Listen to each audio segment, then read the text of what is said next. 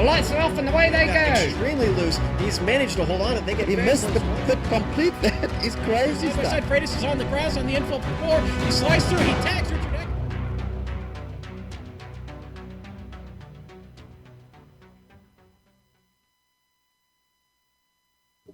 It wasn't fair, it's brutal there, where rents are high and seabirds cry. On the dunes. With apology to Donald Fagan, on these dunes near the Netherlands North Sea coast rests Circuit Park Zandvoort, which this late afternoon plays host to the final round of Australia Formula Renault inaugural season.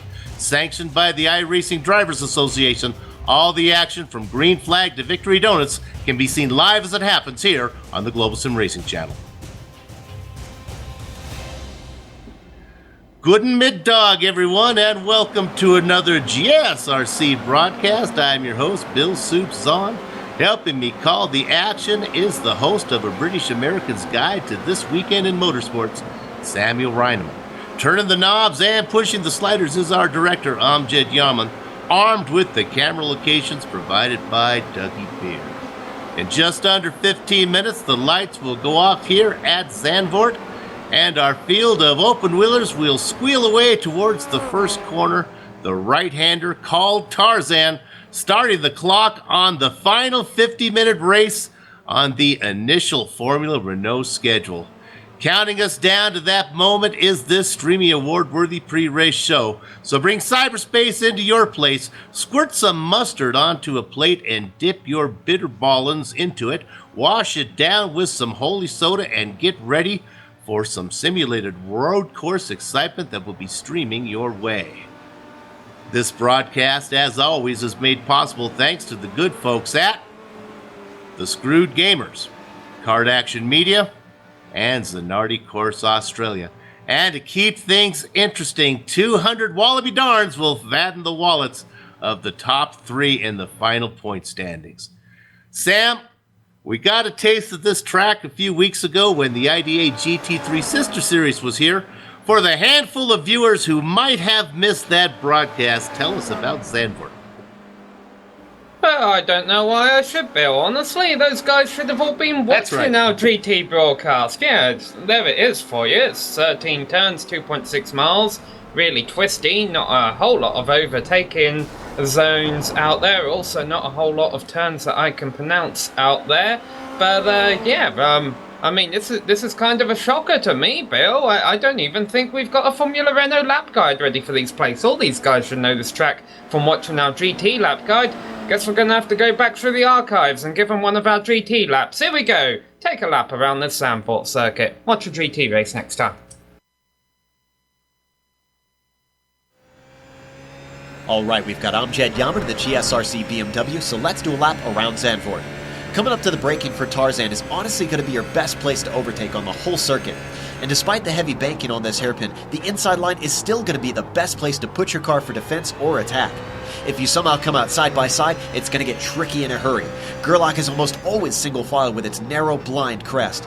But immediately, you're into Hugenholtz, which is another hairpin with plenty of camber. The key here will be setting up your exit, because despite the track weaving back and forth, it's flat out all the way through Slotemacher and into Schivlach.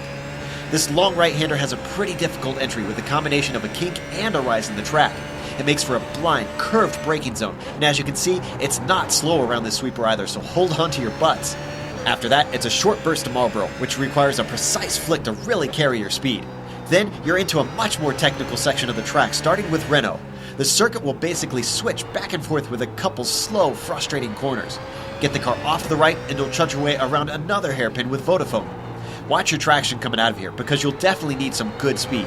That's because the car finally gets to stretch its legs out, so let it drift over to the left and try to spot your brake marker for the Audi S. These corners are reminiscent of the first few turns at Montreal. It involves a fair amount of braking, so you can sometimes make a pass, but it's difficult to force a too-wide situation, and it rarely happens without some form of contact between cars. From there, you're now reaching the end of the lap. Kumho is very lenient with the track limits, so don't be afraid to take a lot of curb at the apex. Finally, you've hit the most important turn of the circuit, Lyondike.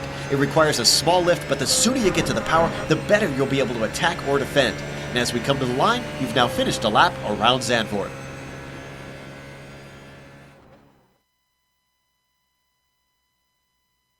Joe Peak talks us around the 13 corners that make up this classic Dutch race course. And while 13 corners, the count might sound a bit unlucky, one driver who has found plenty of good fortune is Dynamic Sim Racing Motorsports' Gary Hamilton. Spiral Splice has a 150-point lead.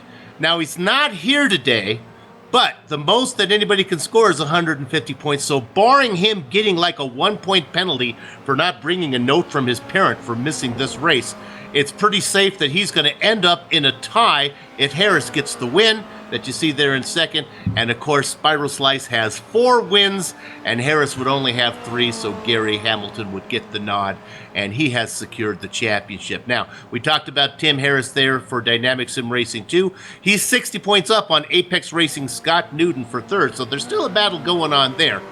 In the U.S., there's 2 of my favorite cookies are Fig Newtons and Nutter Butters. So it's hard for me to keep my mouth from watering here when we move for Scott Newton to Nutters Motorsports there of Nino Natal in 4th, just 45 points back. And then way back in 5th, there is X-Ray. For X-Ray Racing is Mark Rayner. Moving to the team championship, we just talked about Rayner. Well, he's teamed up with Justin Strickland, and they have Team X-Ray well out in front, but don't engrave the trophy just yet. Sim Racing 1 leads the 3 team by only 15 points, and both those guys are still in striking distance of the leader there. Now, Gary Hamilton and Ben Jarley, they man that former team, and Tim and Ryan Harris man the latter team for Sim Racing 1 and 3.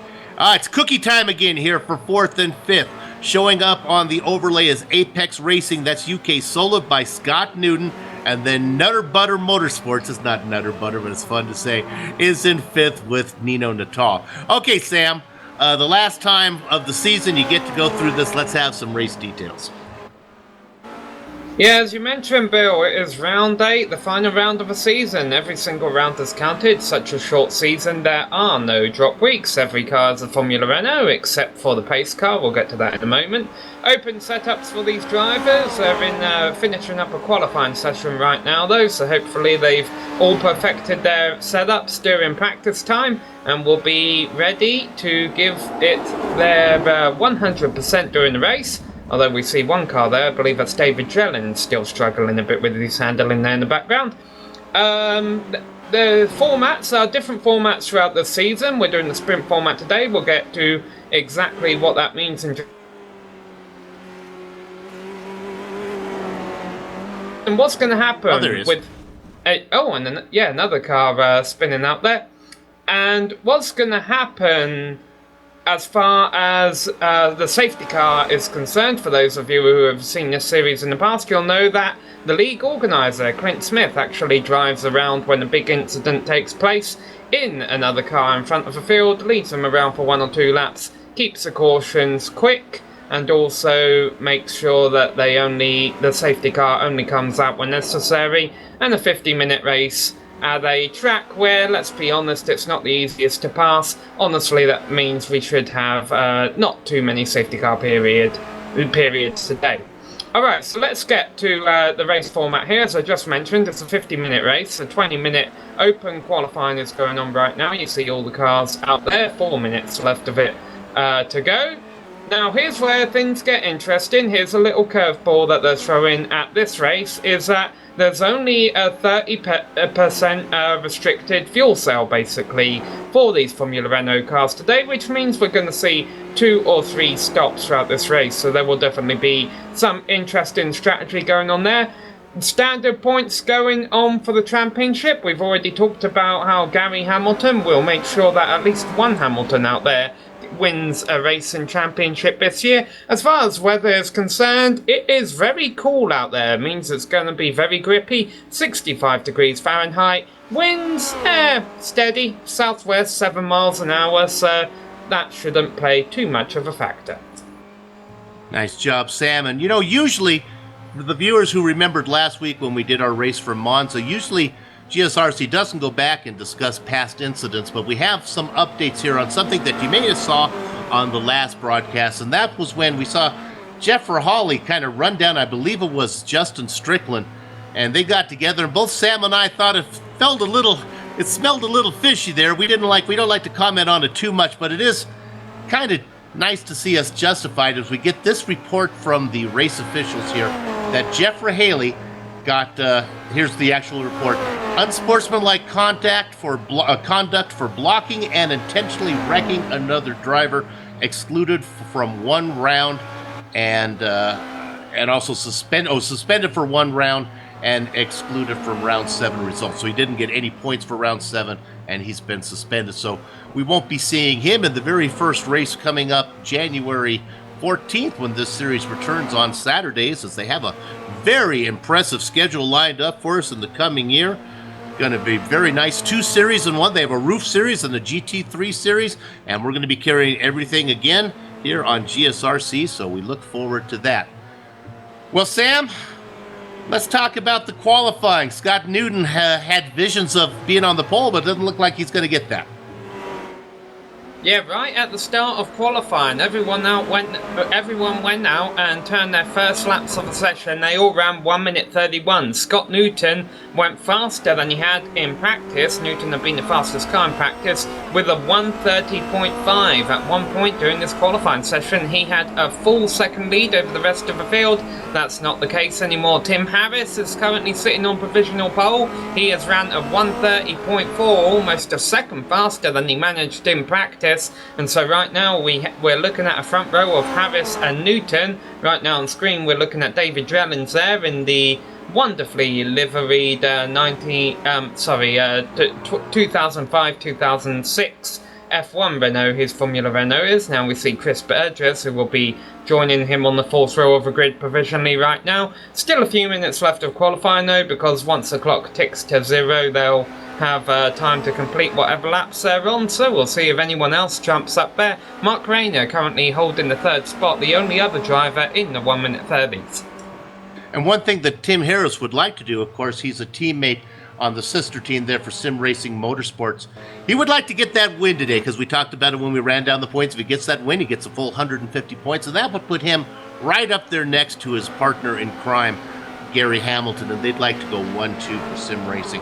We're going to see a few of these drivers. Of course, we see these guys in the BES series, the Blancpain Endurance Series, the qualifiers for 2017. A lot of these guys from Australia race on the Sunday broadcast that we cover here on GSRC. And a lot of these guys are going to come back as well a week from this Saturday. I believe it's on a Saturday. It's December 10th, I believe, is our GSRC All-Star Race, where all of our series that we cover here on this channel are going to get together, and these guys in Australia have been putting in some work in what people have been calling, I've heard lots of descriptions for what they're calling that nationwide Circa 2011 car. Fat Pig was one of them. Brick on Ice, Snuffleupagus on roller skates was my favorite one that I've heard. But anyway, they're going to put that car together. It's open setups. They're going to put that on the little track at Okayama. It should be exciting. You don't want to miss that here. Well, qualifying just about finished up. About a minute here to go. Weather today, Sam, is pretty overcast. It's pretty cool out there. So, as we mentioned, that should create a lot of grip, although we've seen some drivers struggling for that out here in qualifying. Still, they've been putting up fairly respectable times, and you kind of expect to see the odd spin or two during qualifying session as these guys push it to their limits. I know these guys are Australians, and you'd expect them to be out there punching kangaroos, but no, they're also pretty good drivers out there too. And just going to finish up this qualifying session here in a few moments, and with the top 4 cars within a second of another, hopefully we'll have a good fight up the front. Time your kangaroo down, mate. Time your kangaroo down. I bet you the guys in Australia, even though that's way before their time, I bet you those Aussies know that song. About 12 cars here. Looks like we have a dozen drivers. We're not going to count the names of Clint Shane Smith, of course, who'll be manning the pace car. And then Chris H. Johnson. I'm not sure if he's actually going to be racing with us today. We'll see how that plays out. And car's pulling in from the pits. Yeah, it looks like it's done here. Clint Smith coming over the mic right now, giving everybody a big thank you for participating in this series, telling them unfortunately it won't be back for 2017, but that's again because he has such big plans. And I'm telling you, it is quite an undertaking that he has set up for 2017, so you don't want to miss that. Well, it looks like qualifying is done. I think we can go ahead, Director, even though we have a small field. It is a standing start, so maybe we can bring up the grid, and we'll go through this two at a time here. Not surprising, Sam on top, Tim Harris on the front row. Scott Newton, though, right outside him in that second position. Sammy? Yeah, could have been the other way round, but it wasn't. Mark Rayner, the only other driver in the 1 minute 30s, lines up third. Justin Strickland, making his return after that big crash at Monza, lined up in fourth. Then the third row is going to be made up of a couple veterans here, Dylan Shepard and Martin Slavasi. David Drellins and Chris Burgess will be on the fourth row behind them. Now here's a guy who has made his mark on this series and has worked his way up in the point standings by just putting in consistent races. He's starting a little bit farther back, and I'm talking about Nino Natal there in 9th position. He's going to be inside of a veteran, Phil Gadd, in 10th. Yeah, Phil Gadd in an old Jordan F1 paint scheme out there. Let's go to the second page now. The drivers lined up in 11th and 12th positions, and those are Mark Simon and Darren Lassu. Chris Johnson, as you mentioned, he's actually not in the session right now, so unlikely he'll be starting the race. And Clint Smith is just here as our pace car driver, although usually if there is a big crash at the start, he gets to beat one or two of the actual drivers. And you fans of the gambling, of course, I don't like to gamble, but if you do like to gamble, I can give you the line on the over-under for Darren Lassu. It is 9.5. So if you bet the over, you're going to figure that he's going to finish 10th, 11th, or 12th. If you bet the under, he's going to, 9th, 10th, 11th, or 12th. If you bet 9.5, under is 9th, 8th, or inside of that. So get your money down here. You still have a few times before the betting window is closed. A little bit of time as they start to grid up right now. Of course, Tim Harris on the pole. We can start to hear the engine start to harmonize. A small field today, but it should be exciting. 12 cars on the grid. Harris just about, well, they line them up staggered, even though they call it a row, up on front there. What a great Dougie Beard camera angles. We look straight down at those 12 cars lined up. They're going to be coming right at you. Amjad Yaman zooming in a little bit. Look at them lined up. You can see the overcast. Lights are up. The engines begin to harmonize. Gather up the chickens and take cover behind the cows, because for the last time, the horses are out of the barn. What a horrible start from the driver in second position, Scott Newton. He is getting swamped as he drops way back. Newton got a great jump off the line, but then I don't know if it's easy to miss a gear in the Formula Renault or if he just spun tyres too much and had to back off. But yeah, he dropped far back, right into the middle of the pack. This has gave Tim Harris a clear path to victory almost up front and second in the championship. However, with 2 or 3 stops throughout the race, there's a long way to go. They're getting single file up front. They go through. This is kind of a straight here. The battle is on for third right now between Dylan Shepard as Scott Newton tries to recover from his mistake. Yeah, you can see there 1 and 2 are pretty safe, but third position right now, there is Newton, and he's looking, actually I think he may have gave a little bit of a love tap there to Shepard, trying to find a way around, and he gets it one more time. Oh my goodness, Newton is just pecking at the gearbox of Shepard. Not a whole lot of left turns on this track, but this is one of them, and it's a bit off camber. Tricky to get through, but Newton got a good run, and he's going to try and take advantage. He gets crowded to the side of the track there by Shepard. How that didn't end with 2 cars in the wall, I'll never know. Now they go through the chicane, and he's still on the inside, and he turns him! And around goes Shepard into the wall. How bad did Newton get damaged? We're going to watch from above, and there's more contact behind, so let the replay run, Director, because it gets busy after that. Once this is done, jump up to David Jellings, because it happens just a few corners later. Here we see the first incident. Yeah, David Jellings flips over Nino Natal here. Natal's the one that goes on the ride. And there's the second one, and they get together. Safety cars being deployed. We're going to look at it one more time. There was a lot of action going on there. Yeah, and I mean, David Drellins didn't really do anything wrong here. He kind of had to take evasive action from when this battle for third goes south. David Drellins is the one in the old Renault F1 paint scheme there at the back. And so they're all kind of getting bunched up here, and then I guess Drellins is... Oh, he gets tapped from behind. Then as he spins back onto the course, Nino Natel just got the worst piece of that. Well, they're not going to lose much time as it's a small field. They'll be able to come back out and be close to where they were running before. The problem will be how much repairs can they get done.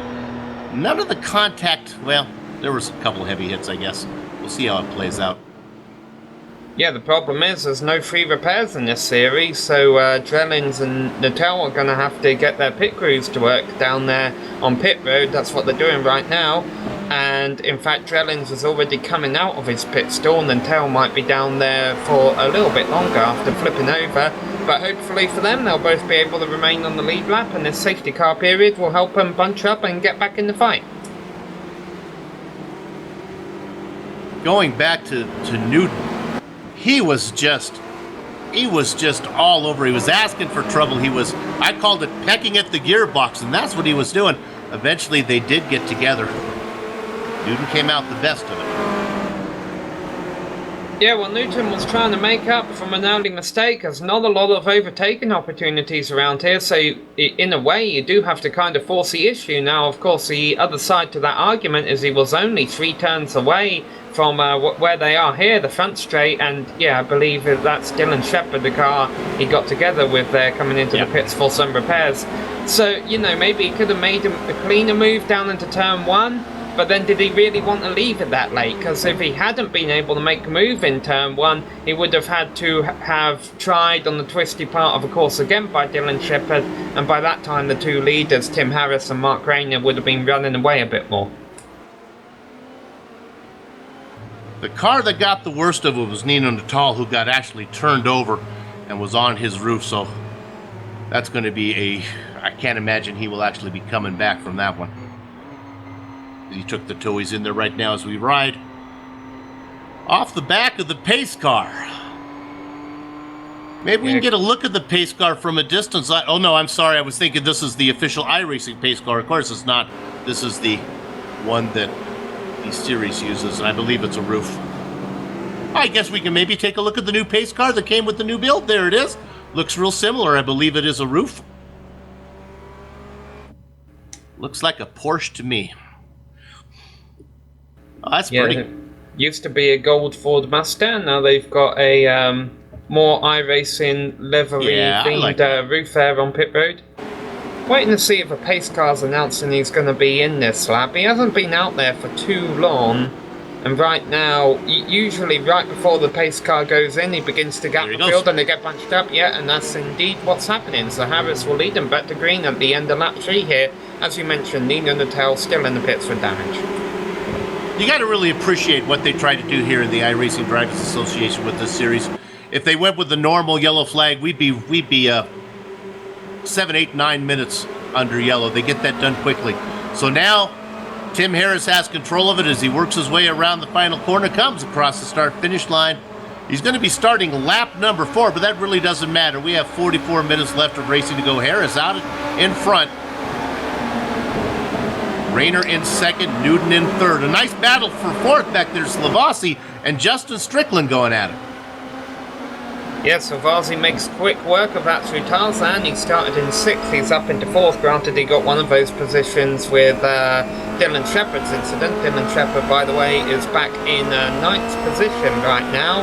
Actually having picked up a spot from Darren Lassou since the restart. Looking on Phil Gadd for 8th place in the not-too-distant future. Or in fact, right now.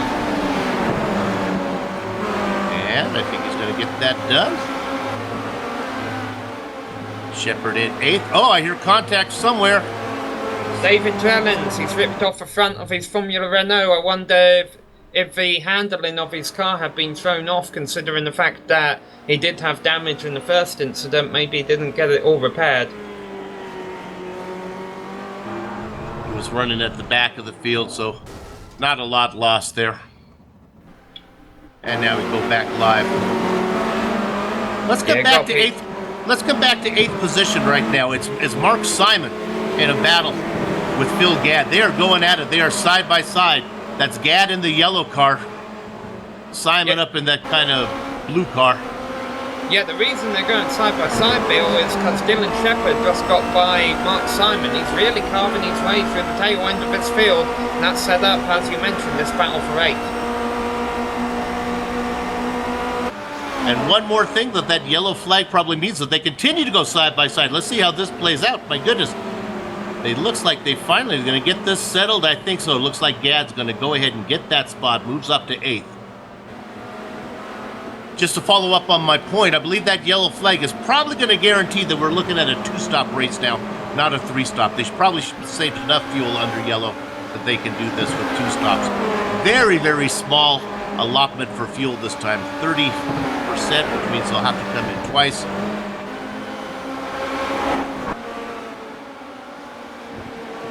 This series has many different formats. They're going to close out on a traditional one, a nice 50-minute race where we can all settle in. Let's go ahead. We're looking at the battle right now. That's Chris Burgess in 6th position, trying to see if he can get around Justin Strickland in that lime green, that green-colored machine. Strickland running in 5th right now. Qualified 4th, back to position. Yeah, Strickland was 4th fastest in practice, as there's a plume of smoke there from one of the lead cars that gets locked up a tyre going into the chicane. Meanwhile, one of the questions that hadn't been fully answered after all those incidents took place was how much damage had Scott Newton had. He's still out there running in 3rd place. Granted, he isn't running the times that the 2 leaders are, so maybe he's being held up a little bit, but he is still up there in the bronze position right now. As we come onto the front straight, here's the battle for 2nd. Yeah, look at this. Moving it, getting this thing done. That's Dylan Shepherd. Shepherd's got bad intention in mind. I think he's still racing. He's got somebody to catch and maybe do a little hard racing from behind like Newton did to him. Right now, Shepherd looking to get around Strickland. He is coming. He's made his way from 10th to 6th in just a couple of laps here at Zandvoort, a track that isn't exactly easy to pass on, in a car that's not exactly easy to drive on fresh tyres. Although, let's not forget, well, as Shepherd just blasts through the turn and gets alongside Strickland. Let's not forget that Shepherd does probably have a bit of a tyre advantage here, because he pitted under that caution. It's only 1 or 2 laps. I don't know how much of a difference that's making here. I'm always looking to find drama. Oh my goodness, look at Strickland doing a little drifting there behind Shepherd. Always looking for a little drama, and maybe if some of these series managers are listening, they can come in and let us know. Would any penalties in this series carry over into 2017? The reason I bring that up is I think Strickland is really on the hunt right now, and he gets back up to Newton. I wonder if he has to worry about any retribution coming from series officials. Yeah, Shepherd is one on the hunt through the field right now. The problem is that Scott Newton, the driver he may have not the greatest feelings for right now, is running pretty competitive lap times. It took him a couple of laps. Maybe he had to get used to his damage. But last time around, Newton ran a 1:31.482, which was faster than he did in qualifying. Well, we'll get an idea between the two of them, because Shepherd now has cleared the guys. There's still that nice battle going on for 6th. Strickland, Burgess, and Gadd. That's really probably the best battle out on the track right now. 1, 2, 3, and 4 pretty easily separated. Nobody really gaining much on anybody. Harris with about a 2-second lead. If you went to Vegas and you were able to get that bet down, Darren Lassou running in 10th position right now. 9.5 was the mark. If you can pick up one more spot, you'll be a winner if you bet the under. Look up here. Let's go to 7th position. Burgess ahead of Gadd with Simon in the popcorn position. Yeah, that's the way they have been running, and then they kind of got side by side a few turns ago. I think Burgess got a bad exit from one of the turns. Gadd took a look, but he was on the outside, wasn't able to make anything happen. But now they're coming up to the overtaking zones. This is the final turn here, right-hander, and Newton is into the pits. Newton is going to be our first of our regular stoppers here. And if this is a two-stop strategy, I'm guessing he's trying to get his repairs done. Meanwhile, we're keeping an eye on this battle for 7th, which will now be a battle for 6th with Newton stop. Burgess on the inside. I think Phil Gadd's going to have a hard time getting around him here. Oh, no. Or not. Burgess backed out. Newton had a great run out of the final corner, then had that shallow entry. I guess Burgess decided I was worried about keeping that inside line, so he backs out, give Gadd 6th position. At least for now. I don't think that battle is over.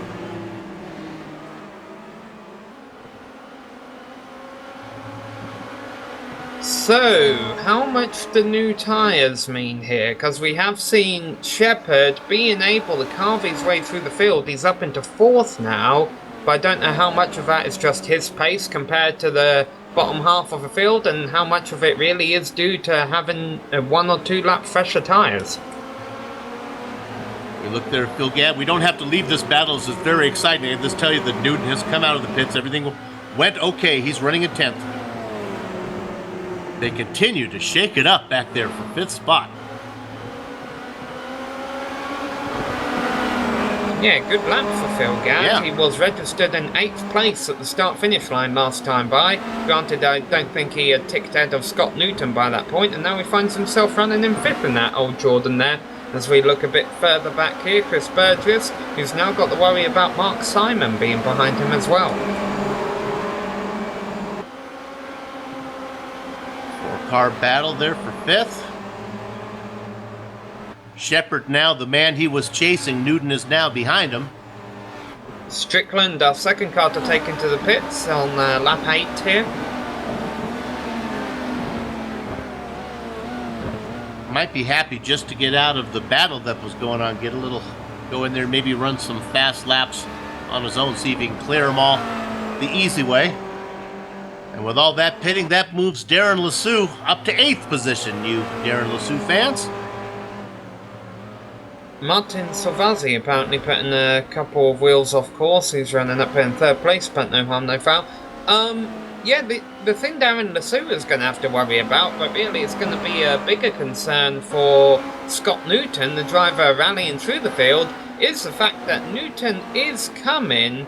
He's less than 10 seconds back of Darren LeSue, which right now sounds like a lot, but his pace is a few seconds faster a lap, and eventually he's going to catch this battle if they don't all pit before then. LeSue doing a pretty good job of hanging in there with the guys. He is just 2.5 seconds behind Mark Simon.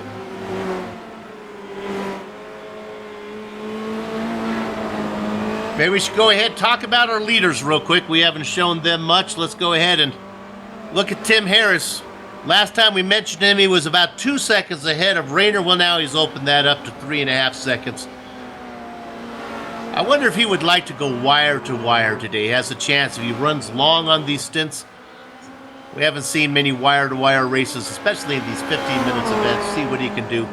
Rayner with about a 9-second lead over the man who is behind him. That's Martin Salvazzi.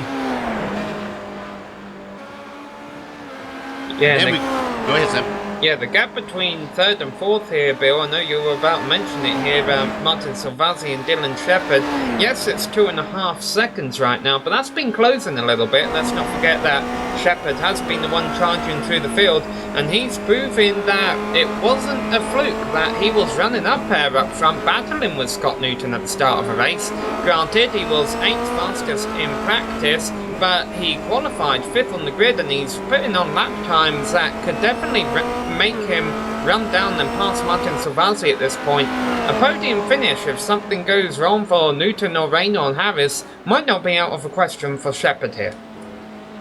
Yes, Shepherd, of course, qualified 5th, was well back, 3 spots back of Newton, but that horrible start. Look at this battle here. We're looking for 5th position. They continue to go at it. That's Burgess has got back around Phil Gadd now. Yeah, nice move through the chicane there. Let's see, if Gad tries to counter-attack, he definitely can do it on the main straight, although I think he's a bit too far back now. In the opening, I stole some lines from Donald Fagen in his song called The Dunes, and you can certainly see that this track is out of sand dune, and you can see that a lot of that sand is getting on the track right now. It is dusty out there in certain places. Yeah, this track is located quite close to a beach, which is great news for the fans. They've got somewhere to go, something to go and do once the race is over. But it's not so great for the drivers, who have to deal with a reduced grip. However, as we mentioned at the top of the show, the track temperature is very cool out there right now, so these cars have a lot of grip on there anyhow. And also they've had a lot of time to do practice. Meanwhile, we ride on board Phil Gadd here, and he definitely still has Chris Burgess in his sights.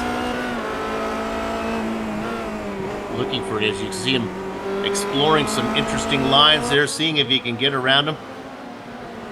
Oh my goodness, Burgess almost looked like a brake check. Gadd is really fast in certain sections. Yeah, give you an update on Nino Natal and David Drellins, both of which we saw involved in the opening lap incident. They have both officially retired from the race. Drellins, of course, after getting back out on track and suffering another incident when he was trying to catch up with the field.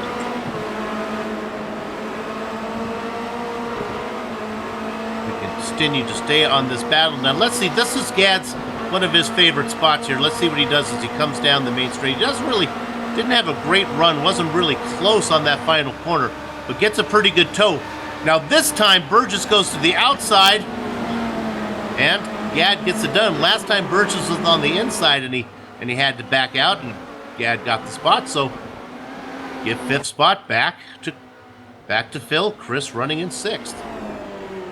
Yeah, I think that battle was kind of over once Chris Burgess committed to going to the outside again. I get his plan that he wanted to take the racing line through the corner, but that did kind of open the door for Phil Gadd when he did that, and Gadd didn't need asking twice. He took the opportunity, moved back into fifth place. The good news for them is it didn't cost either of them a whole lot of time. They've still got a decent gap on Mark Simon, who has actually made his way up into seventh now, although once again these guys will have to start worrying about Scott Newton coming from behind.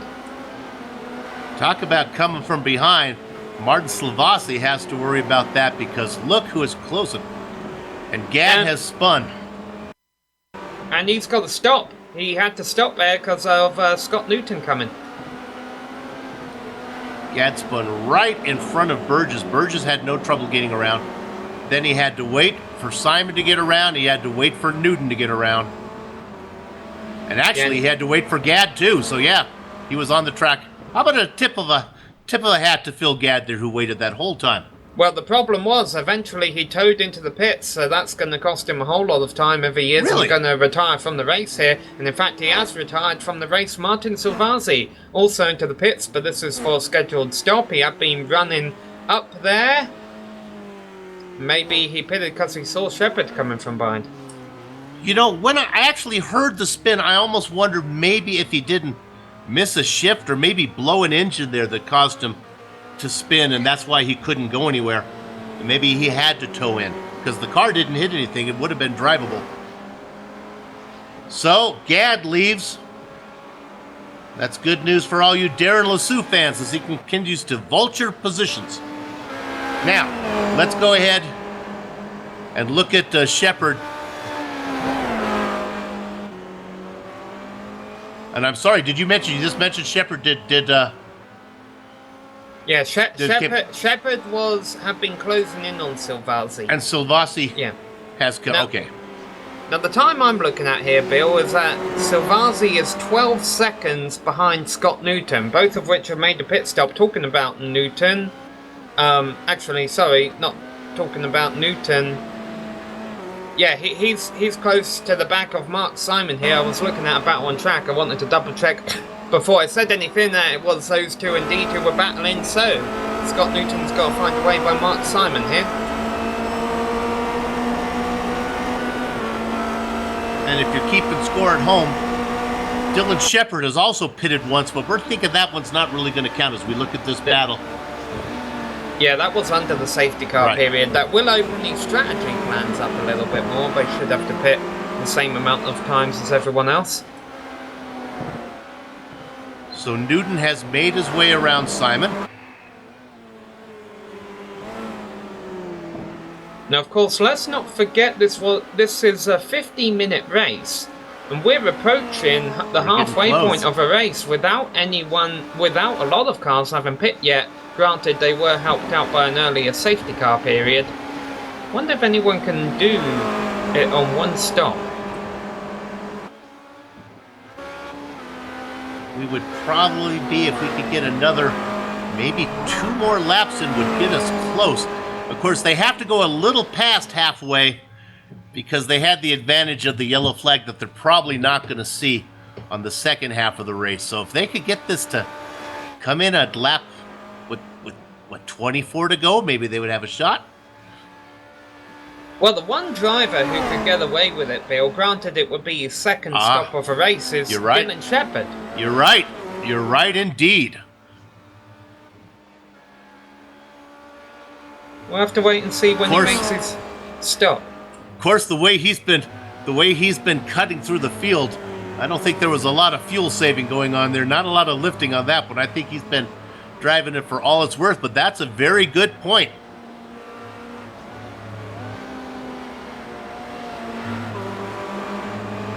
Looking here at Burgess now, as Scott Newton trying to make his way through the field. While this is a battle for position, it really is a little misleading because on my clipboard here, I believe Burgess still needs to come in for a stop, yes? Yes. Yeah, he does. But Newton, the fact that Newton pitted so early in the race, it tells you that either he thinks all the rest of the leaders are guaranteed having to pit twice, or that he can make it about 40 or 35 minutes on fuel, which isn't what we've been told at all, but if that's the case, then that's what Newton's banking on. We'll stay on this for a minute. He is being held up a little bit by Burgess. Tim Harris is into the pits. Now, what's significant here is that this is a bit before the halfway point, despite the fact, as Mark Rayner is coming in too, despite the fact that they had a safety car period. So does this mean we will have to see Harris back into the pits with 1 or 2 minutes to go? Oh, and Dylan Shepard is coming in as well.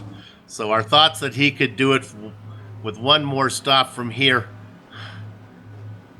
But you know, it's so close by the time they come out. The only thing, they're going to come out with less than half the race to go. But they had the benefit of that caution period. So I'm feeling like a splash and go is still in the future of these guys.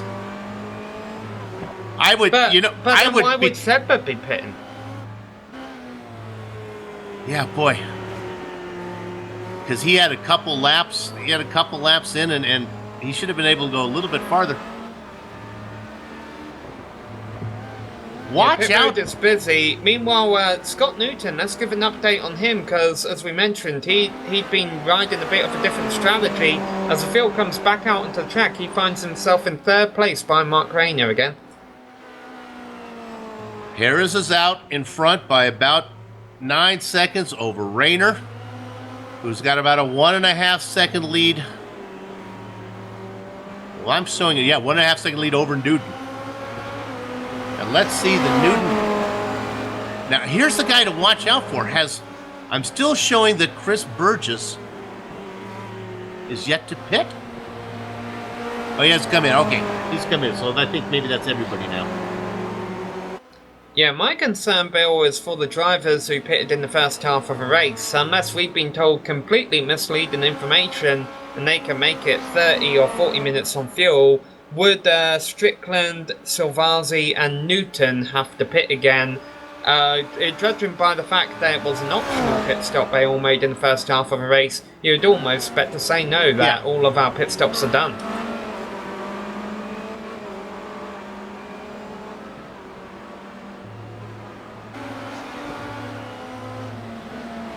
It's hard to say that. If we knew how much fuel they had when Harris came in, if he came in with a dry tank, then we'd be certain that he couldn't probably go the distance. But he came in with if he thought he had reached the spot where he could come in, top off, and go. We will find out.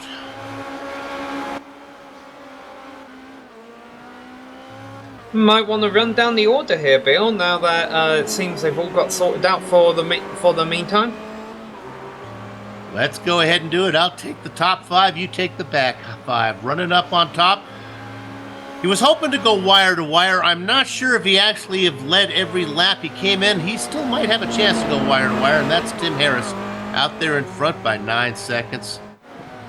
Running second the whole time has been Mark Rayner, but now he's not going to be long. He's going to be challenged by Scott Newton, who's coming. He's less than a second behind.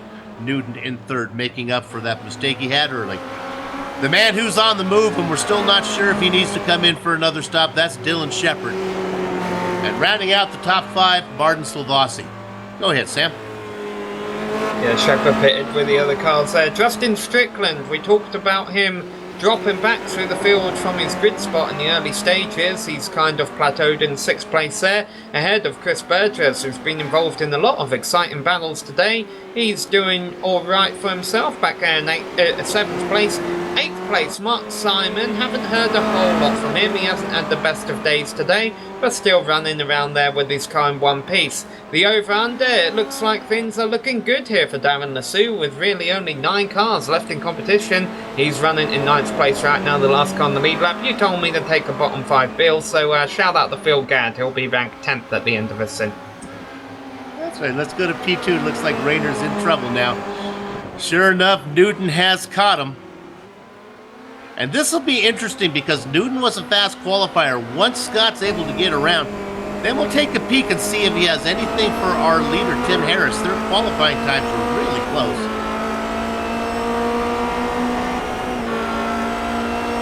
This, of course, is all Newton trying to make up for that bad start. Oh, and that's not going to help him. Brings it back out. His only thing that got damaged there was his pride. Only thing lost was a little bit of time, so we'll have to try it again.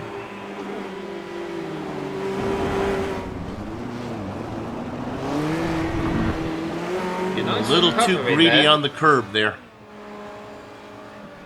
Nice recovery, but he has dropped back 4 seconds from Rayner. It remains to be seen if he can run that down, because Rayner's had a pretty solid day.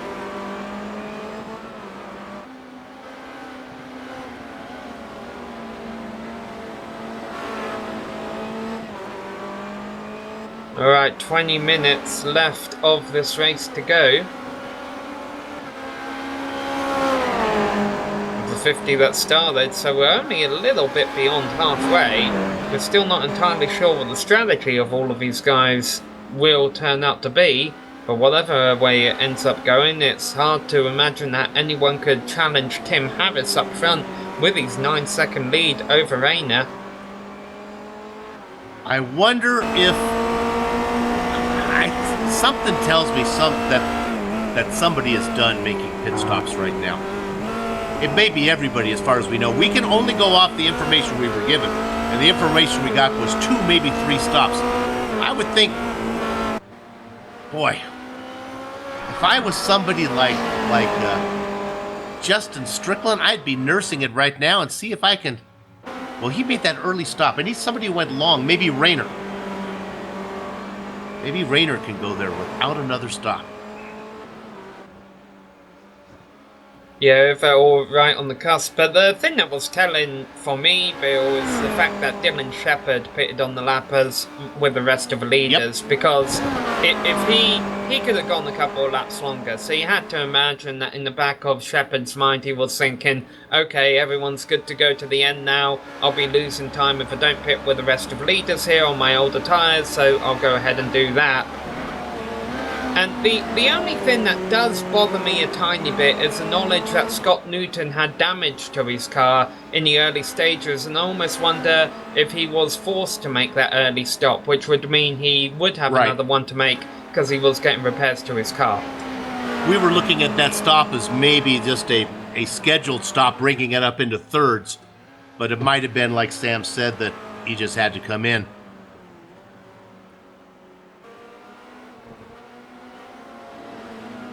So, well, we'll know in less than 20 minutes.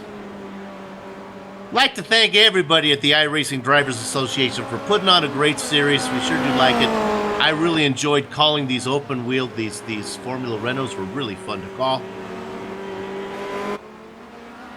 Yeah, they are. It's like having the same power as a Formula One kind of way as well. A lot reduced from a Formula One car, but you don't kind of see the chaos at the starts that you do in an F1 car. They're a bit more, easier to commentate to without the cards, as opposed to the rest of a race. You do have good battles as opposed to watching a Formula One race on iRacing. The drivers are struggling so hard sometimes just to control the car and work out what all the buttons do that you don't always get the best on-track battles. So no, they've definitely put on good shows throughout the season. And of course, as is the case with any kind of racing series, the safety car periods that have been over with quickly this season have helped produce some mid-race and strategy, some mid-race excitement as well as some strategy. Oh no, I've really enjoyed these races. Of course, with it being down under, they're having it in the daytime, which is not great news for those of us commentating in the Americas over here, but it's been worth it. Yes, absolutely. And of course, this is the sister series to the GT3 series that had much longer. That was 15 races. This one's only 8. We sure have enjoyed it.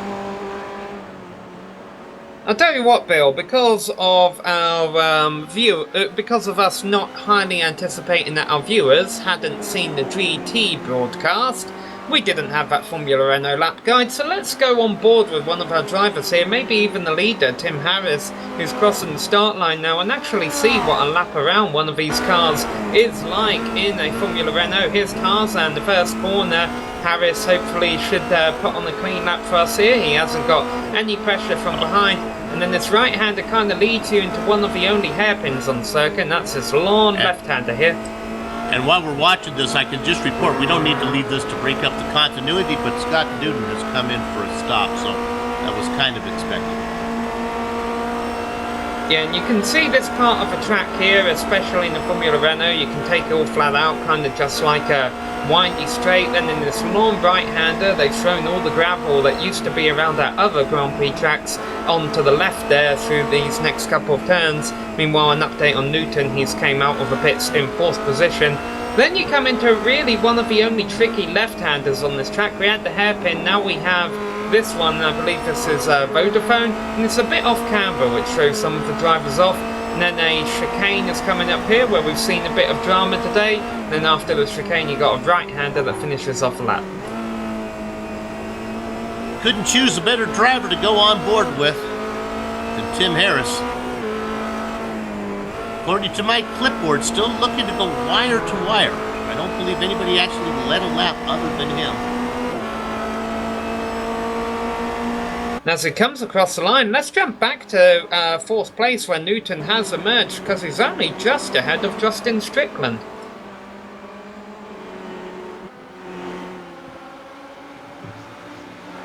What's interesting is Shepard is ahead of him now. Yeah, so here's a nice battle. Now Newton's going to, Newton's come out ahead of Strickland, you're right. And Newton's on fresher tyres, so will he run Shepard down? That gap is just under 7 seconds. 14 minutes to go. I think it's doable. No, Strickland in. He was another one of the early pitters. Right. Alright, so what lap are we on right now as Justin Strickland comes into the pits? And behind him is Martin Salvazzi, another early stopper. That's lap 23. They were pitting, well, Strickland was lap 8, so he went 15 laps on fuel. All of our leaders pitted on lap 16. So, might be a matter of how many laps does this race go.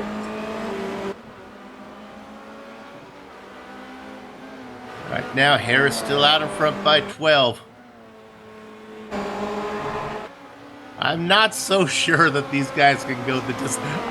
Everything that I've seen, and the best point that I've seen that they can is what Sam made and that was that Dylan Shepard came in when he could have run longer because he made that stop on lap 2 under yellow. He could have gone a little bit longer. The fact that he came in so early leads me to believe that, like Sam said, he felt that everyone could go the distance from there. It's time to come in.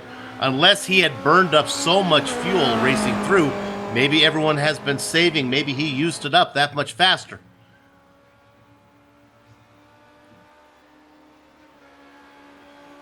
Well, keep an eye on Tim Harris next time he comes around the front straight. He's all the way over on the back straight now. He actually just put one of the guys you keep an eye on there, Bill. He's put Darren Lassou a lap down. Lassou's still running around in ninth position though. But I want to see next time Harris crosses the line how much time we have left on the clock exactly. Then do some quick calculations, work out how long this race is going to go. Because no one's done any longer than 15 or 16 laps on fuel. And so if we go to lap 31, then it could definitely become a concern. Looking at Harris's lap times throughout the entire race is very metronomic. Almost identical all the way through. Mark Simon at the back of the field just came in the pit, and he was one of those cars who pitted on lap 16. There you go. Alright, so 11 minutes and 50 seconds left on the clock as Harris crosses the line. I'm going to be quiet here, Bill, and write down some stuff.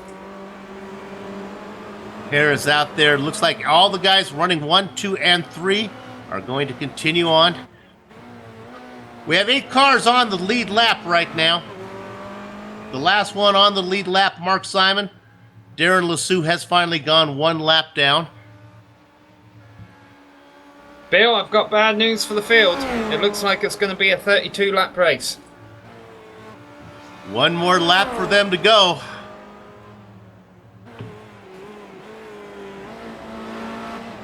I think we're going to have to pit again, Bill, in which case Dylan Shepard, I mean, unless, like you say, he really burned off all his fuel in that run, I think he made a bit of a strategy blunder, pitting when everyone else did. Maybe he just wanted to throw the commentators off, because it certainly didn't fool us. So, of course, you brought it up earlier, Bill. Has anyone been conserving fuel in this second stint? I would watch for those guys who are running close, fast enough where they don't have to come in again. The pace that I'm seeing from Shepard right now is nothing that I saw earlier. In fact, I'll go check his lap times and see if he's actually slowed down. I felt that he was really coming when he was racing earlier. Let's go ahead and look and see what he's running right now. Shepard running times of 32.3, 32.6. Rayner into the pits from second. Shepard about a half a second slower than when he was really flying. So, okay, probably one. I think we're safe to say that there's one more stop. But again, Sam, I guess they're coming in so early. I guess they want to get. If they're going to come in, they want to get as much rubber as they can. Yeah, if you pit with 1 or 2 laps left to go, you really won't need to take tyres. Something you're not used to hearing in a Formula stop. Usually these stops are so quick, you're like, yeah, take tyres every time. All right, let's look at third spot right now. This is Rayner and Newton. Now, I'm not sure if Mark is thinking maybe to stretch this, so you really can't tell his pace. Scott just pitted. They both just pitted here, so yeah, they're both racing to the end, guaranteed. And let's not forget, last time they were like this, Newton made that mistake in the chicane.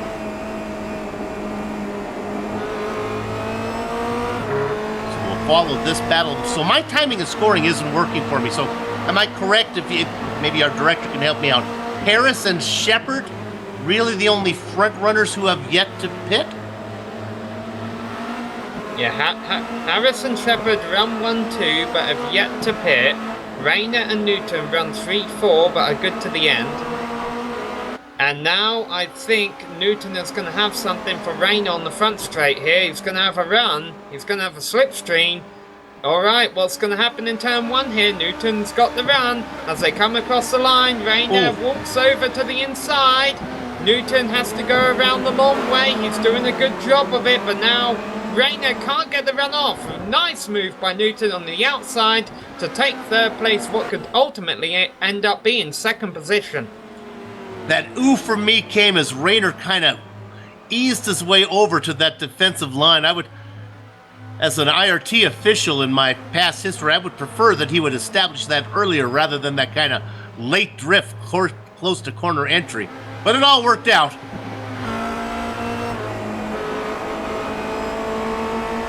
So Newton now running in third. Shepard running in second with 3.3 second lead. 7 minutes to go and maybe nursing it.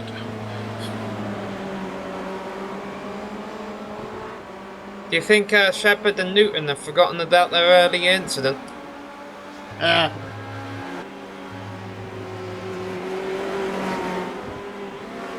think if they do get together, Dylan would prefer to be behind, but I don't think that's going to be the case right now. Well, Shepard is still running competitive lap times, 131.9, especially on the old tyres he has. I mean, that's he qualified with a 131.7, so it's definitely not slouching off the pace. And his fastest lap was a 31.6, and that was on lap 23, not that long ago, so...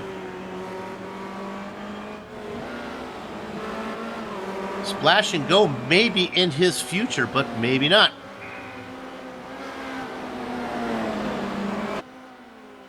Of course, I don't foresee it happening, but what would really shake things up here is a safety car. Yeah, that would take that may take an alien invasion here to have that come out. I think we're pretty much spread out here.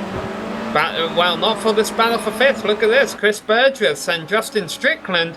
Now, Strickland is one who has pit again, and is good to go to the end.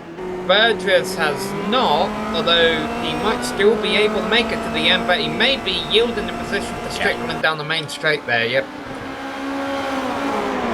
Have some good sportsmanship from Burgess. Nice. He knew he didn't have anything for him, and he might be thinking to try to go the distance from here, so gave that spot up.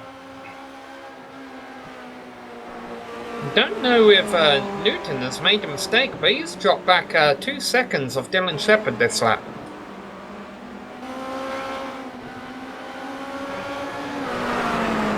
Harris with the 31-second lead. Go ahead. Yeah, Rayner put a couple wheels in the gravel behind there. He was able to recover, though. We look at that battle there for fourth. The interval from Shepard to Newton, 2.3 seconds. Oh, I'm sorry. It was Rayner that Newton had been on the back of. I just neglected to remember the fact that he had gotten by Rayner. So, yeah, Newton is actually closing in on Shepard here still, yep. Just under 5 minutes to go. Harris working his way around the back half of the track. He'll be coming into pit entrance here pretty quick. If he does, he'll cross the line with, you'll see 4 minutes there. We expect about 3 laps left to go at the completion of lap 29, and you're right, he is coming into the pits. Now, will that be enough time for him to come in as that Shepard maybe stays out one more time? Really, the guy I guess we're looking at is Newton. We know Newton is good to go. Harris says yet. Go ahead. Yeah, judging by what we've seen today, Harris should come out 10 seconds ahead of that battle for second. But I'll tell you what, it is a battle for second shaping up. Yep, very fast. Harris is in and out, and he's going to be able to retain his lead. Shepard stays out. Newton stays out. Well, of course, we know Newton was going to stay out. Rayner in fourth as well. I think we might have a great battle for second here. I think these guys are both beginning to run down Shepard. And we don't know if Shepard can make it to the end or not. Oh, he's going. He's not coming in now. Last race of the season. Run it till it's dry, Dylan. Run it till it coughs. I was just thinking the only driver I could recall who hasn't pit yet is Chris Burgess. He just came into the pits. Yeah, and he doesn't have the pace that Shepard has been running. Tim Harris out in front by 11 seconds, but we're really focusing our attention here when we're under 3 minutes now. Is this battle for second. Shepard, Newton, and Rayner. Look at this, and Newton has his handful with Rayner. Rayner looking left, looking right, trying to find some way around Newton.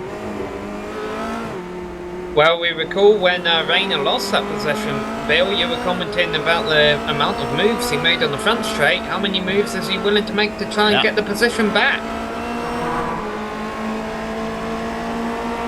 Alright, what's Shepard going to do here in front of him? He is. Oh, he's coming in. Alright, so the battle's on for second.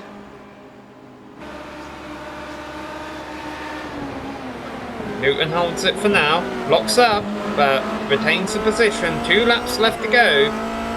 And I think the pressure is mainly on Rayner here. Rayner's going to get one more spot at his preferred passing spot, and that's into turn 1. He's not going to see turn 1 again because it'll be after the start-finish line. And that's why I'm thinking the pressure will be on Rayner to make a move, because it's so hard to do. But I'll tell you what, the pressure's on Newton as Rayner's getting alongside him. Little bit of, I thought he lit up the tires there, but I think he just got off in the sand.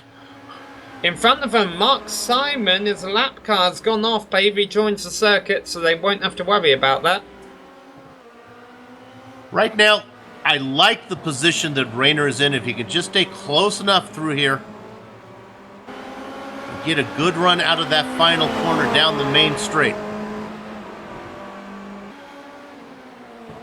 Speaking of main straight, Harris will soon be going down it and Newton gets loose. That's not the first time we've seen him do that. He's going to lose a spot to Rayner, but now Rayner's going to have to defend against Newton on the front straight. Yeah, that almost, you would almost wonder if that's not where he wants to be right now, because now he'll have the runoff. Let's watch the defensive. There's no time for a defensive move. Newton is on him right out of corner exit. They go in. Who's going to be the bravest coming into the corner? The preferred position on the inside. Newton locks it up a little bit, or either that, he's going through the sand. But he's got that second spot now. Now Rayner's going to have to be creative, Sam, to find any way around Newton now. Yeah, but that's why I was thinking last lap, Bill, and it turned out that Rayner was very creative. He was able to challenge Newton through this middle portion of lap and force Newton to make a mistake, basically, in the chicane, giving him that second position. If something similar happens this time around, Rayner could definitely get silver still. This is where Rayner went wide last time. This time he takes a more traditional line. I don't think he liked what he found out there when he went that direction. Boy, he is really working all parts of the track right now. Rayner looking for a way around. We should note that Dylan Shepard came out of the pits and is back in 4th position. Yeah, you see it there in the bottom of your screen. Also have a ticker continually running down the order. And I'll tell you, at the top of the ticker right now, Bill, is Tim Harris about to come through the final turn for the last time. We'll keep an eye on this, and then we'll certainly follow this battle for second right now, as Newton is still ahead of Rayner. Here's the winner. The final round of the IDA Formula Renault goes to Tim Harris. Let's drop back to second. Yeah, Rayner's going to have to get a run on Newton out of the final turn, but he pushes wide. He pushes wide, and he's not able to stick with Newton and get that slipstream. Newton crosses the line in second. Dylan Shepard comfortable in 4th position. Just getting around the lap car of Darren LeSue is Justin Strickland. Looks like he's going to come across in 5th.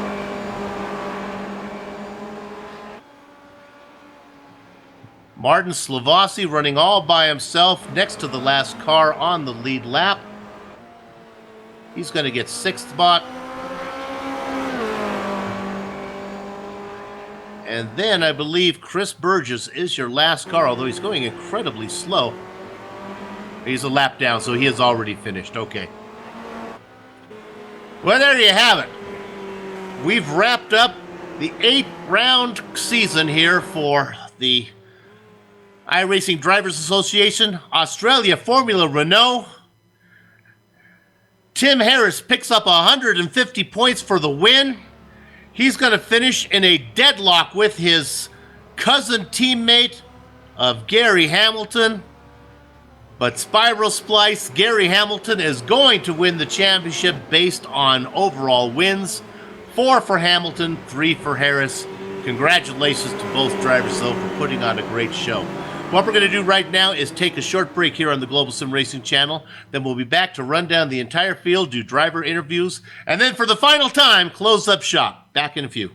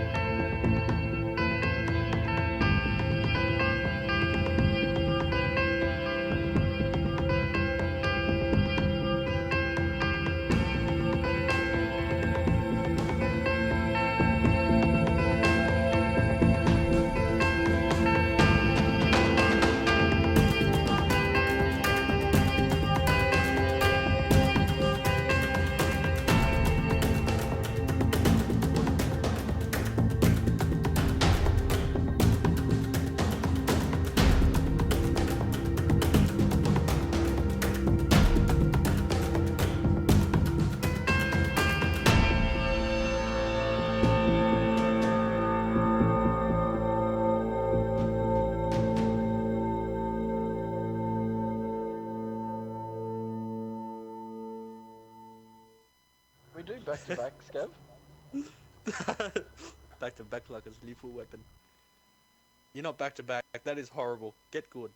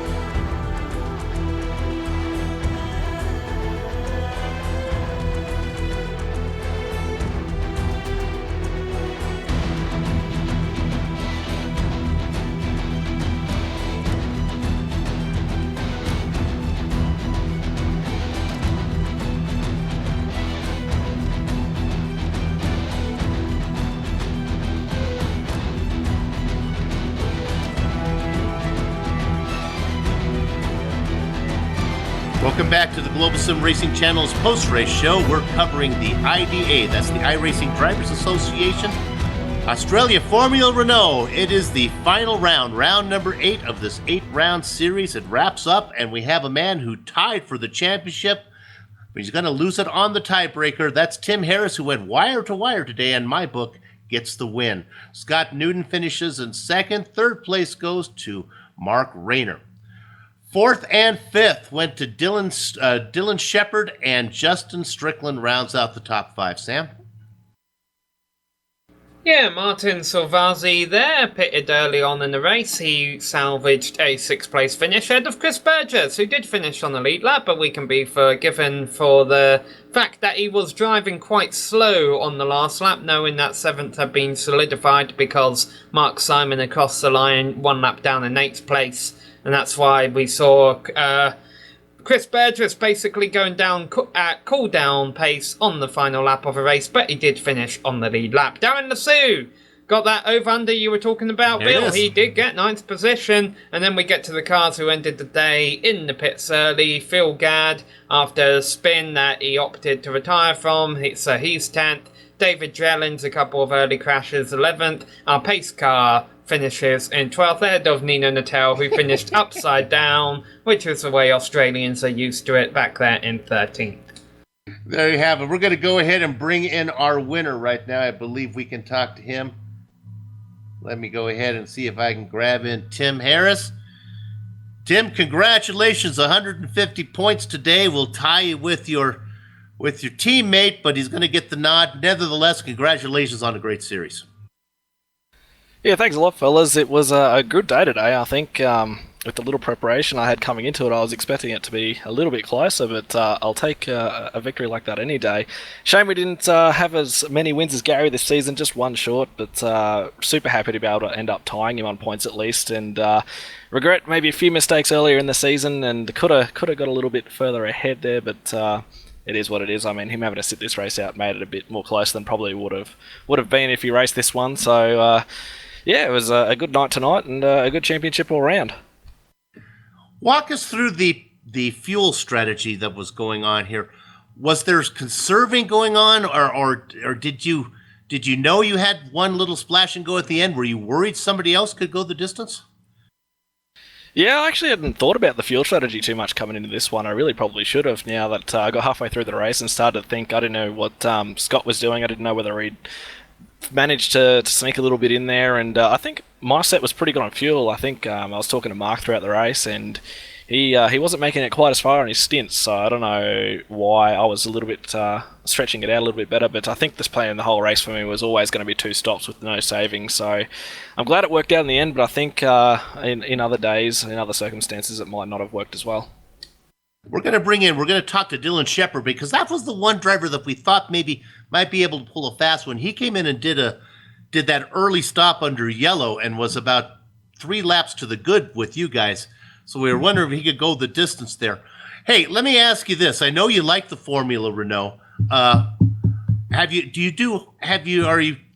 What's your schedule on Saturday? I know that Clint's going to be doing some the big series coming up on Saturday. Is that something you're going to be able to do, or are you going to have to step away for a while? Yeah, I do love the Formula Renault. I think this is like this is the second series I've run in this thing, and I've really enjoyed it. Being able to develop a setup with Gary and all my other teammates, it was a lot of fun, and we managed to find a good bit of speed, and it was really encouraging. So I think for the next little bit here, long plan ahead, I'm going to try and at least qualify for Pro Series. Yeah. I don't know whether or not that's actually going to happen, because those guys are freaking amazing and really talented, so I'm going to try my best, but we've got a lot of Formula 1 stuff coming up. I think there's the Australian Formula 1 Championship. There's some pre-season races going on this week and the next few weeks, and then I think that kicks off in Season 1, so I think I'm going to start focusing my my efforts there, and with the expansion of Dynamic Sim Racing, picking up a lot of the guys that ran in this series, I think we're going to have a great team to go into that, and hopefully find some speed and put ourselves in a good position to try and qualify for Pro Series at the end of next year. One of the things Sam and I talk about is the Formula Renault, how much closer it is to and disagree with me if you honestly don't agree. It's kind of a baby Formula 1 car rather than a souped up like Skippy or that kind of thing. Does driving this help you in the F1? To be honest, the first time I've actually driven the F1 car was this week, and I was actually surprised, using someone else's setup, just how not so easy. I mean, the thing is still a beast to drive, but I was surprised at just how quickly I sort of started to adapt to the Formula One car. I mean, there's a lot of other things to learn, like the ERS and the DRS and all that sort of stuff. So I'm learning that, but just the baseline driving of the handling, I sort of picked it up fairly quick, and this car is definitely a very good stepping stone to that. I'm very interested to see whether iRacing still brings out the Formula Renault 3.5 as another one of those intermediate sort of cars in between the two series. So we'll see what happens, but I'm really keen to start learning that new car, and hopefully we can get some speed out of it. Well, Tim, it's been a pleasure having you in there. We're going to keep an eye on you. We'll be looking for you. And if you see a series of GSRC's covering and you have time, stop on in. We'd love to get you back on screen a little bit. Tim Harris, your champion. Well, sorry, tied for the championship, second place in the champions, winner today. Thanks, guys. I really appreciate it. Just like to thank real quick while I got a chance here, Sure. Dynamic Sim Racing, and also my brother's graphic design company, Thy Designs. He does some awesome work. So thanks a heap, guys. Thanks for covering the series. Thanks to the IDA for running it and putting it on every week, even though we didn't get a great turn up towards the end. It was amazing, good fun, and I'll see you guys next time. You got it. Congratulations on the performance here today. Tim Harris, your wire-to-wire winner. Sam, you want to talk to Scott Newton? Yeah, Scott, after a bad start at the beginning of the race there, I guess you're pretty happy to have salvaged second place out of that, but can you talk us through what went wrong at the start? Hey Sam, hey Bill. Yeah, to be honest, I thought I would have got a job start penalty, given the fact that I selected the first gear and lightly tapped the throttle, but yeah, I had to brake, and that was when all the other cars went, and they managed to get the jump on me. So yeah, that put me back probably P4 or 5 by turn 1, and just with the way that the car was handling at the start of lap 1, yeah, it was just pretty treacherous to survive. But yeah, I managed to do that. But yeah, I got sideswiped in the exit of I think it was turn 8 or 9, and yeah, so then I had front wing damage. So yeah, I had to take an 11-second pit stop for the front wing. So I just had to try and make the undercut work. And I was always coming out right behind Renault just after his stops, and yeah, I had to overtake him round at turn 1 just to make it even more difficult. But yeah, it was great racing from Tim. Congratulations to him and Gary for a 1-2 in the championship, and to Mark as well for a strong finish today. Was there any bad blood between you and Shepard on that opening lap? Because obviously I know you were trying to work your way back up through the field, while at the same time Shepard was thinking the same way you were, that he wanted to be up there within striking distance of leaders at the end of lap 1, and it just didn't work out after that incident. At the end of the day, though, you both salvaged solid finishes out of it all. Yeah, to be honest, I don't think there's any bad blood, but yeah, I don't think he was aware of my whereabouts on the track, and yeah, he just unfortunately cut across. But yeah, it's definitely no hard feelings. And yeah, I still managed to salvage the second place, which was the target after the damage. So, but yeah, I was just hoping that I could get the win today. But yeah, it was unfortunate. Did the incident open any strategies for you? I know you talked about the undercut, but at the end of the day, it almost seemed like, because if I recall, you didn't pit under the safety car. But had you pitted under the safety car, do you think in hindsight you could have done it on one stop? When I pitted for the second time, I had to take 12.5 litres, and I finished with 1.5 litres left. So if I pitted in the safety car, I think I would have been a lap short. So in prior testing in the week, I knew it was a solid 2-stop.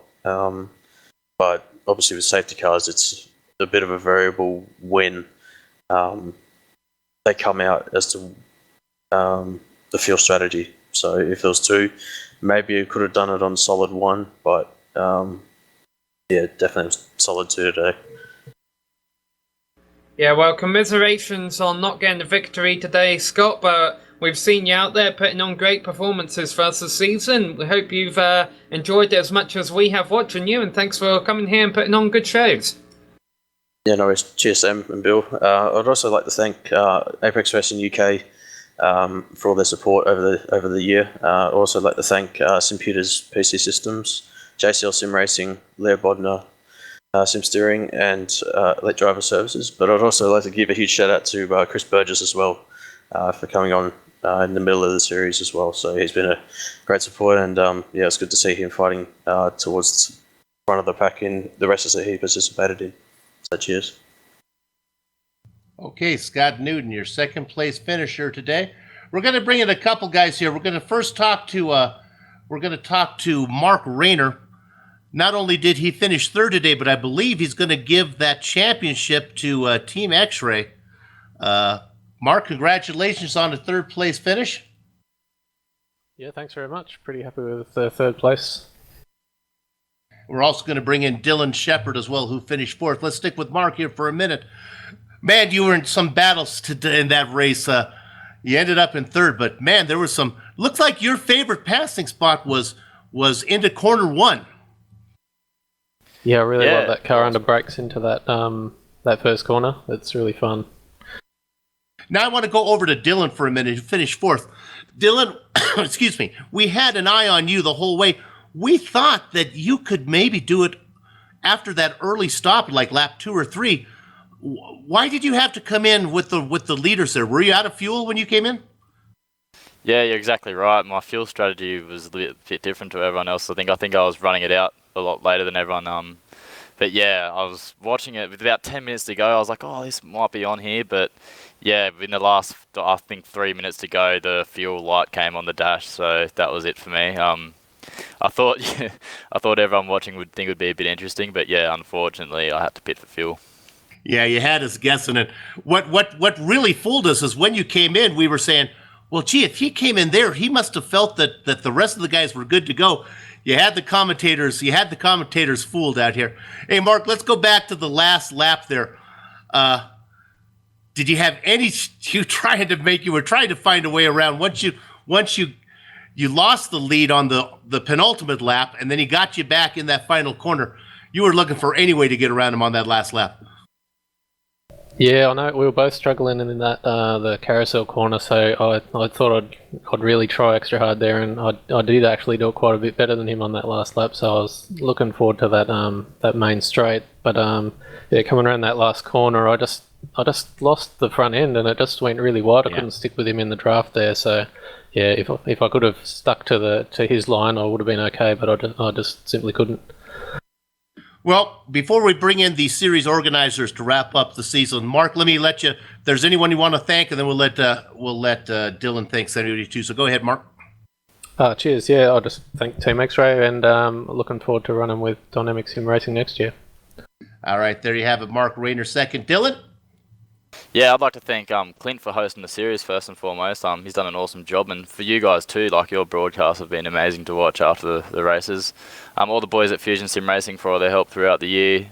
We finished on a high note, I think. So all them boys, and quick shout out to my girlfriend watching inside. Yeah, been supporting me, so it's awesome. What's her name, Dylan? Megan.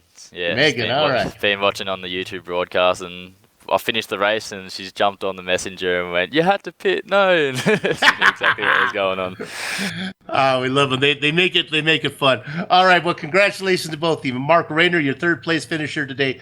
Dylan Shepard finishing in fourth. Okay, I think we have time now to bring in our series organizer.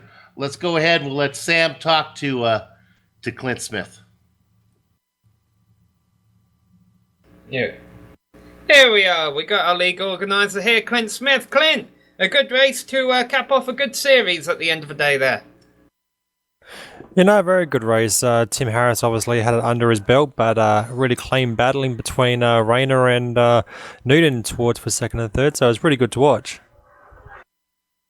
What did you make of all the strategy out there? Had you been racing? Would have you tried to have one-stopped it after that safety car?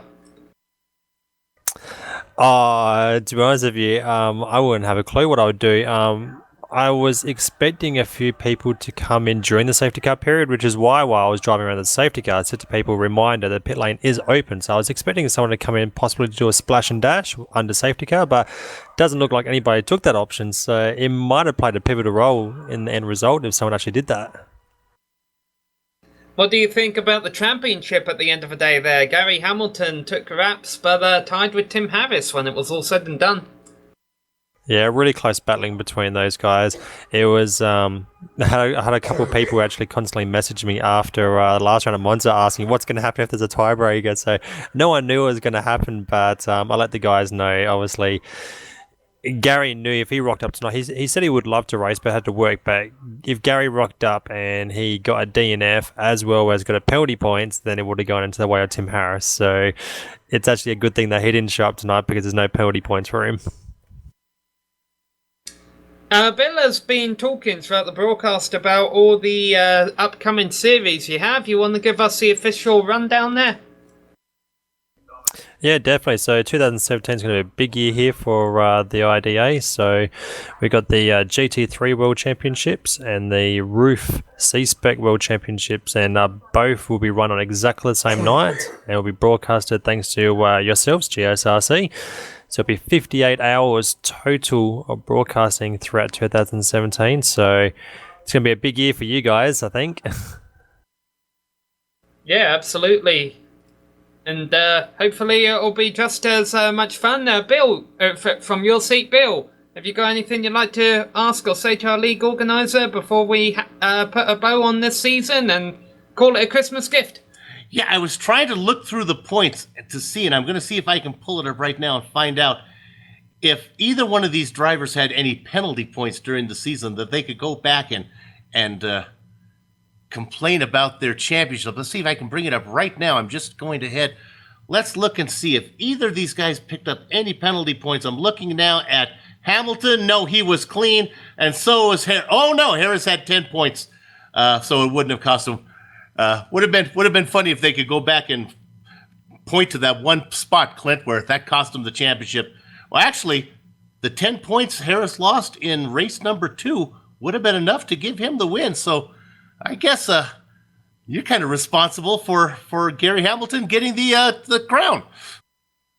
Yeah, I think that 10.1 off the top of my head might be an instant thing. So incident one. Oh, it's his own fault for driving off the track. so you're getting yourself off the hook. Okay, there you go. He lost it because he had too many incident points in round number 2. Yeah, to be 100% honest with you, I think it was round 3 is when Tim Harris and Ryan Harris actually joined up with Dono Sim Racing.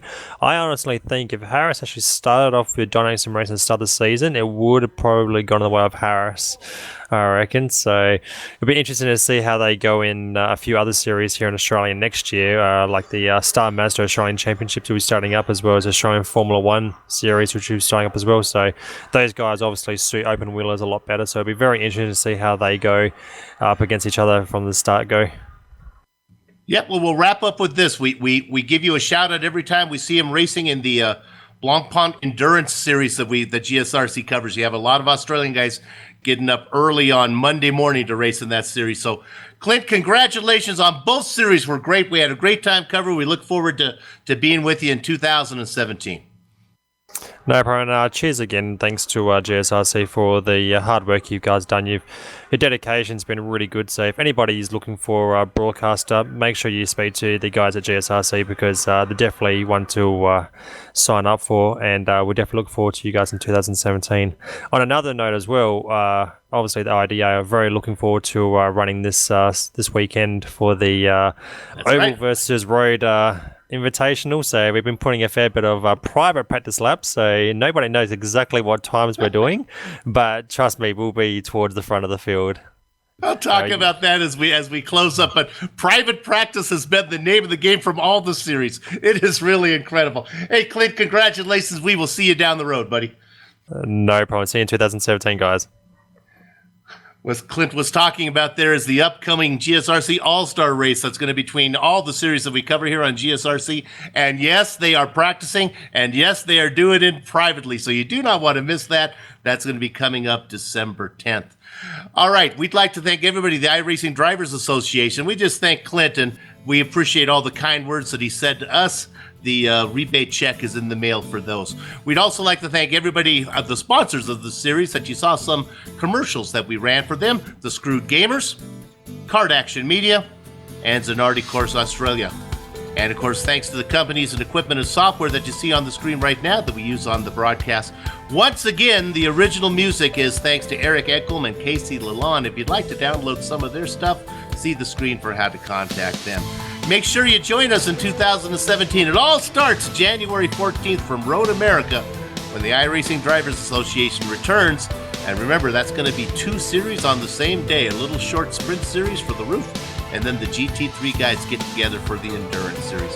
For more information about GSRC, including upcoming broadcast dates, maybe you want to find out about archived races, or maybe you'd just like to contact us about broadcasting an event of your own, your best bet is the Global Sim Racing channel. We're also on Twitter at Global Sim Racing and Facebook at Global Sim Racing Channel.